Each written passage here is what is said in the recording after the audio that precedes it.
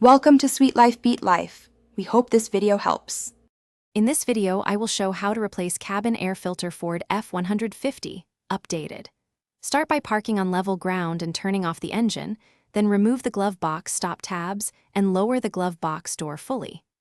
Unclip the filter housing cover and slide out the old filter, noting airflow arrow direction. Inspect the housing for debris, vacuum if needed, and install the new filter with arrows pointing inward toward the dash.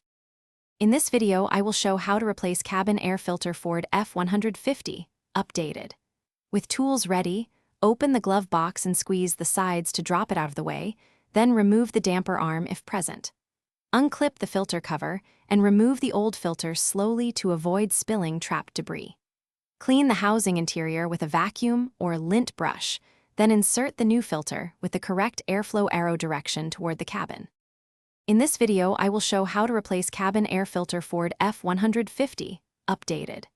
After lowering the glove box, release the filter housing tabs and slide out the dirty filter, inspecting its condition and noting orientation. Vacuum the cavity to remove loose debris and wipe the seal area to ensure proper fit.